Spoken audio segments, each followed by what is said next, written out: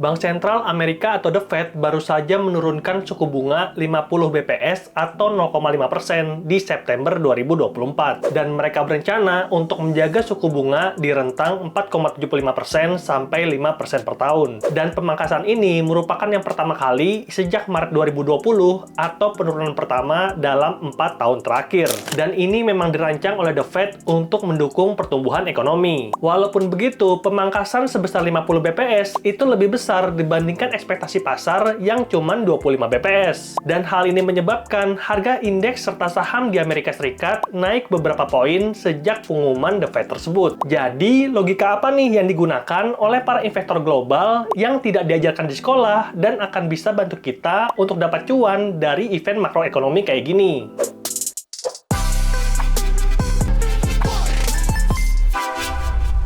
Dan oleh karena itu, pertama-tama aku akan jelasin logika yang digunakan oleh para investor terhadap dampak kenaikan suku bunga. Secara sederhana, kenaikan suku bunga ini akan menyebabkan suku bunga simpanan kita dalam bentuk tabungan dan juga deposito itu akan meningkat. Dan kalau bunga simpanan itu naik, maka bakal banyak masyarakat yang memilih untuk menyimpan uang mereka dalam bentuk tabungan atau juga deposito. Dan uang yang beredar di masyarakat itu akan makin berkurang. Akibatnya, lebih sedikit uang yang masuk ke pasar saham, obligasi, dan juga pasar kripto. Bahkan tidak sedikit dari investor tersebut yang mengambil uangnya dari pasar saham, obligasi, dan juga deposito, lalu memindahkannya ke bank tempat mereka menabung. Karena simpanan bank itu dianggap lebih aman, dan kalau mereka bisa kasih hasil yang lebih bagus, ya mendingan aku simpan di bank. Dan logikanya, karena uang keluar dari pasar saham, pasar kripto, dan juga obligasi, maka harga ketiga aset tersebut akan turun. Dan sebaliknya, kalau suku bunga dari bank sentral itu turun, maka lebih banyak orang yang memilih untuk mengeluarkan uang mereka dari bank.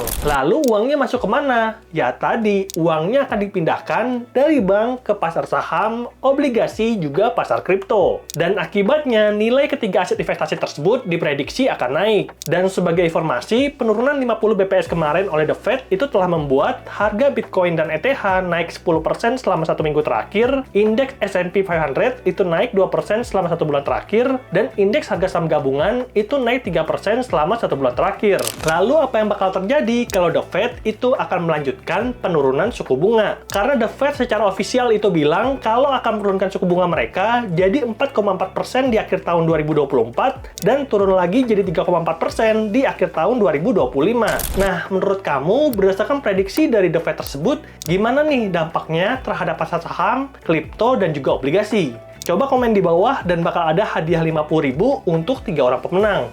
Caranya itu gampang banget, tinggal tulis jawaban kalian dan akun handle Instagram kalian, dan jangan lupa untuk like video ini. Jadi pada video kali ini, sebagai follow up dari keputusan The Fed tersebut, aku akan menabung lebih banyak dalam bentuk kripto dan juga saham di Amerika Serikat. Dan layar handphoneku ada di samping sini.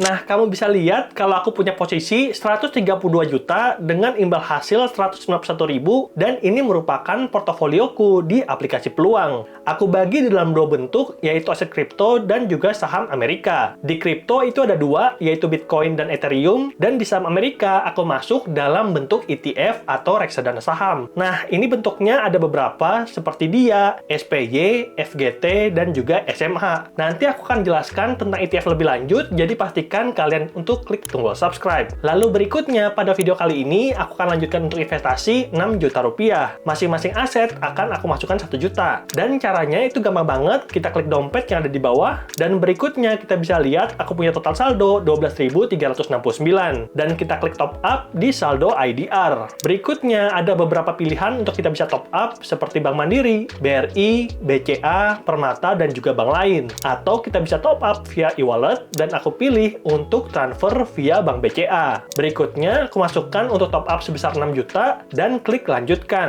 Lalu ada detail pembayaran itu sebagai berikut. Kita harus top up atas nama Andre Tuan dan akan diterima oleh Bank BCA sebesar 6.049.751. Ini harus sama persis karena kalau tidak, maka dana kita akan nyangkut dan untuk proses refundnya butuh waktu sekitar 1-2 minggu. Makanya kita harus jeli dan pastikan nominal serta namanya itu udah sesuai. Kalau misalkan udah, kita klik konfirmasi pembayaran, dan dalam waktu 10-15 menit, kita akan berhasil top up ke aplikasi Peluang. Dan berikutnya, kita buka kembali ke aplikasi Peluang. Dan setelah uangnya masuk, ya udah, kita langsung aja beli aset-aset yang tadi kita udah bicarakan, yaitu kripto dan juga saham di Amerika Serikat. Kita akan masuk ke BTC pertama kali, itu harganya sekarang 973 juta, dan kita klik tombol beli. Berikutnya, kita beli BTC sebanyak 1 juta, karena kita punya daya beli 6.049.000, dan kita akan bagi rata ke 6 aset yang tadi kita udah tunjukkan. Lalu kita klik lanjutkan. Berikutnya, ini adalah layar konfirmasi, di mana akan ada biaya transaksi dan juga pajak, dan sebagai informasi, kalau kita punya aset lebih dari 100 juta di Peluang, kita akan di-upgrade dari Peluang biasa jadi Peluang Plus. Dan kalau misalkan udah jelas, kita langsung aja geser ke atas untuk menyelesaikan, dan berhasil top up BTC sebesar 1 juta. Kita ulangi untuk pembelian Ethereum, dan kita klik tombol beli. Dan kita beli 1 juta juga, lalu klik lanjutkan. Berikutnya, ini adalah layar konfirmasi, dan kita geser ke atas untuk menyelesaikan. Dan di sini, pembelian Bitcoin dan Ethereum akhirnya sudah berhasil, dan kita dari aset 6 juta tinggal 4 juta. Lalu, kita akan lanjutkan untuk investasi ke saham Amerika Serikat dalam bentuk ETF. Dan salah satu alasanku investasi ke dalam bentuk ETF adalah dividen rutin yang kuterima hampir setiap bulan dari 4 ETF yang tadi udah kutunjukkan. Pada contoh ini, aku masuk sebesar $5, dan aku udah 5 kali terima dividen dalam 4 bulan terakhir. Jadi, buat kalian yang tertarik, kita langsung aja tunjukkan caranya beli ETF. Caranya gampang banget, kita masuk lagi ke dalam akun dompet kita, dan pertama-tama kita harus konversi dulu dari saldo rupiah menjadi saldo USD. Caranya gampang banget, kita klik tambah di saldo USD, dan berikutnya kita akan konversi semua saldo rupiah kita 4.049.800 menjadi $259,03. Lalu klik lanjutkan. Dan berikutnya kita bisa lihat detail dari biayanya, dan kalau udah jelas, geser ke atas untuk menyelesaikan.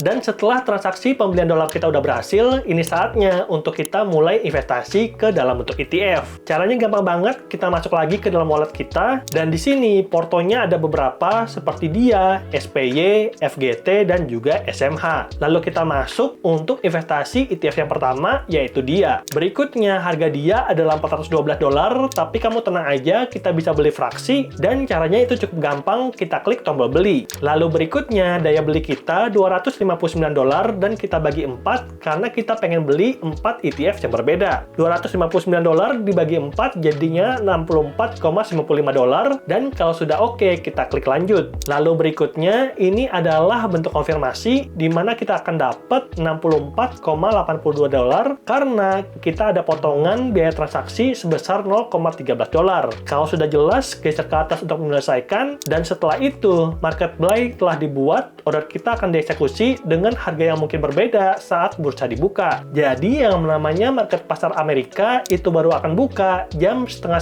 9 malam 20.30 sampai jam 4 pagi. Dan karena video ini dibuat jam 7 malam, makanya baru akan dieksekusi jam setengah 9 malam. Kalau misalkan sudah jelas, langsung aja kita klik selesai, dan kita akan lanjutkan untuk investasi ke beberapa ETF berikutnya. Di sini kita akan investasi ke 3 ETF yang berbeda, FGT, SPY, dan SMH. Ini masing-masing punya perbedaan, nanti aku akan jelasin mungkin di video berikutnya, jadi pastikan kamu untuk klik tombol subscribe. Dan kalau udah subscribe, langsung aja kita klik tombol beli. Berikutnya, kita akan belikan $64,9 untuk masing-masing ETF, dan kita klik lanjutkan. Lalu, semua ordernya udah berhasil dibuat, dan kita tinggal tunggu untuk dieksekusi saat market dibuka. Dan kalau misalkan sudah, kita bisa lihat posisi dari tabungan kita di aplikasi Peluang saat ini 138 juta, dan ada potensi kerugian 8.690.000. Tapi aku pribadi yakin kalau ini bakal naik, karena tadi aku udah jelasin bahwa The Fed akan terus menurunkan suku bunga mereka sampai akhir tahun 2025. Dan ini adalah saatnya aku untuk average down untuk mendapatkan akumulasi lebih banyak saham, dan nantinya akan memetik cuan di akhir tahun 2025. Dan itulah dia video kita tentang caranya investasi ke pasar saham dan juga kripto yang ada di Amerika Serikat via aplikasi Peluang. Aku udah jelasin kalau ini itu bakal terus naik karena The Fed berencana untuk terus menurunkan suku bunga mereka sampai akhir tahun 2025. Dan walaupun begitu, perjalanan investasiku itu masih bakal panjang banget karena ini adalah exit planku untuk keluar dari jebakan kelas miskin dan juga kelas menengah. Nah, aku punya cita-cita untuk punya $1 juta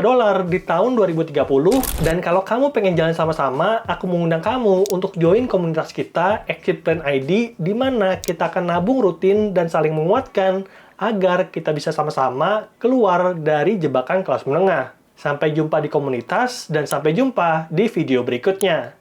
Bye!